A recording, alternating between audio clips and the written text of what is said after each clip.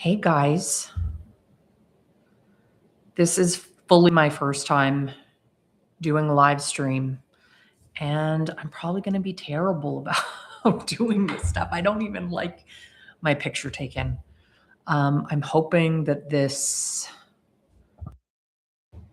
mic is working. I'm going to try this. Is it muting?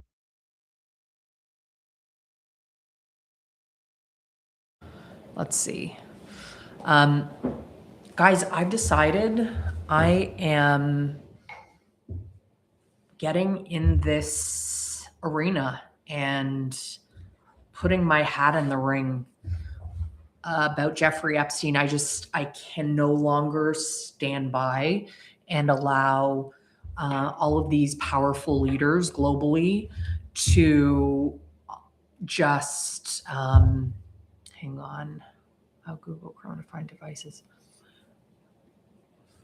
Sorry, I'm distracted. So many messages from my computer. I'm not super tech savvy. So guys, I just can't allow for the leadership to just be running our show and the citizens have nothing to say. We just pay our taxes, shut up and allow whatever they want to do to us and our children and our, grandchildren and our future children. It's enough already. We all need to stand together and sort of rally. And there's a number of people that I watch on YouTube, Candace Owens, more recently, Ian Carroll, Baron Coleman, Coach Colin. It's a whole Avengers crew. Obviously, Alex Jones was like the granddaddy. I like watching Joe Rogan, Jimmy Dore, a bunch of guys, Jesse on Fire more recently. But there's a lot of great people contributing and having a voice. And these are voices that you don't really hear in the media. We don't see it in paper. We don't see it in the New York Times or, heaven forbid, the Atlantic, where they're actually downplaying the Jeffrey Epstein files and what it means to be in them. It's just appalling. But of course, I mean, these media outlets are owned by the very people that are in the Epstein files. So of course they're being downplayed. And do we think people like Bill and Hillary Clinton are going to roll up on Congress and not plead the fifth? Of course they're going to plead the fifth, or they're going to lie as they do. There's no sense of accountability to us, the peasants. And they live in a vacuum where they don't hear from us. So the more of us who start raising our hands and start raising our voices in, a productive way, the better.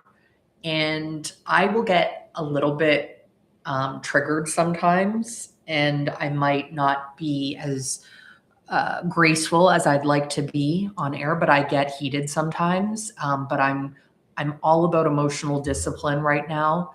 There's such a lack of it. It's such an undervalued quality in humanity. And I'm going to practice it to the best of my ability. But I also want us to have an open dialogue and truly engage with one another and create a community where we learn and grow and research and, hold people to account, because they're not going to do it. And they're not going to hold themselves to account, and they own the judges and are in the government and own the, companies, and they certainly aren't accountable to us. They think that they are free to do whatever they please, including, apparently raping and killing and eating our children. So I think that's about enough, as far as tolerance and being quiet and polite. So I'm going to go ahead and do the opposite now. And I don't care if it's unpopular. I'm currently living in, maybe I shouldn't even say where I am right now. Most of my adult life, I've been in New York City. I'm in a very liberal part of the world right now. Uh, Not so different from New York City, but my views are not popular. Let's put it that way. I'm not looking to win a popularity contest here. I think it's really important for people to be honest and to be truth tellers. And I might be wrong at times. I may say things that are false. And when I realize that I've made a mistake, I will correct myself and publicly apologize if necessary. But I do know that all of my intentions are good. And I'm just sort of fed up with the rhetoric around town and people sort of being socialized into being polite and saying the polite things because we've been taught that to do otherwise is to uh, be hurt, frankly, either by our friends and family even, or society at large. But we need to start sharing the wealth of knowledge that, guys, we all need to stick together. And by we, I mean the peasant class, which is basically anybody outside of the billion, trillion dollar, you know, and to me, they're criminals. Nobody gained that wealth honestly. I'm an intelligent human who is well educated, experienced, global experience myself, speak multiple language, and I can't get a job right now. That's the God's honest truth. I can't get a paying job that will allow me to provide for myself and my family. It's just,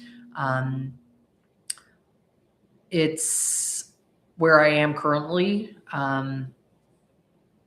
Is an economic downturn to say the least, and the amount of migration to the country where I was born, which is Canada, to American parents,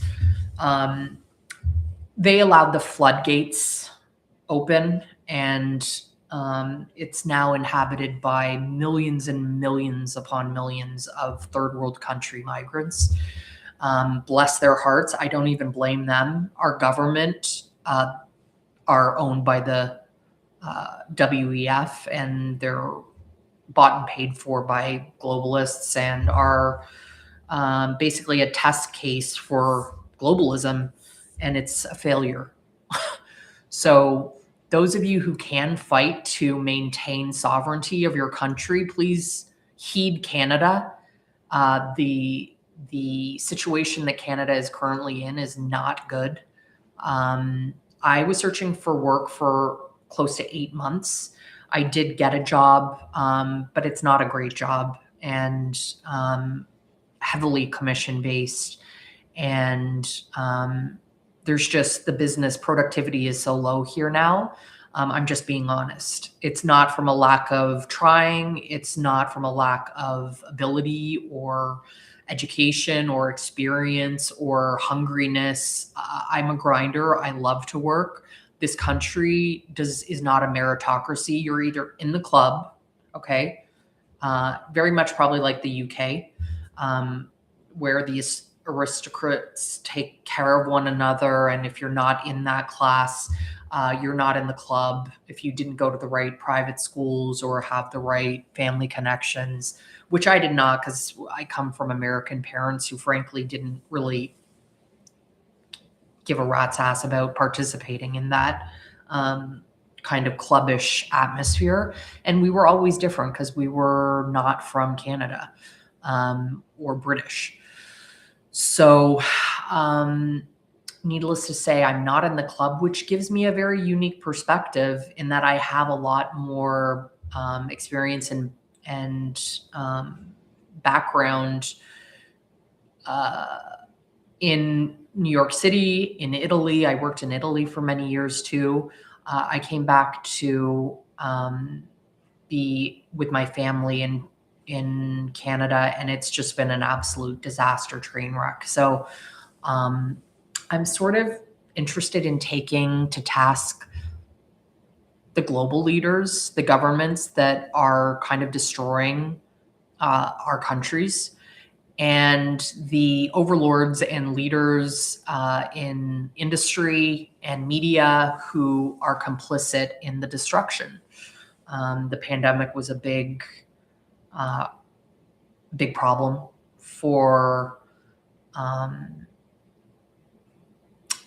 It just kind of altered societies. It was the first example that I am familiar with that I really felt where it was like a global campaign against the people, like citizens. Like the lockdowns in Canada were horrendous. I think Australia, similarly so. The United States had a little bit more freedom, but not by much. I was working a lot in New York at the time, so not by much at all. New York City was locked down just almost as terribly as Canada. But anyways, as we've learned in the Epstein Files and Bill Gates kind of riffing with Jeffrey about the pandemic and sort of floating ideas. I mean, we should all know that these people are not, they're not thinking of our best interests. I would as soon take a vaccine from Bill Gates as, I don't even know. It would be the last thing that I would have administered. I would die fighting, let's say, put it that way.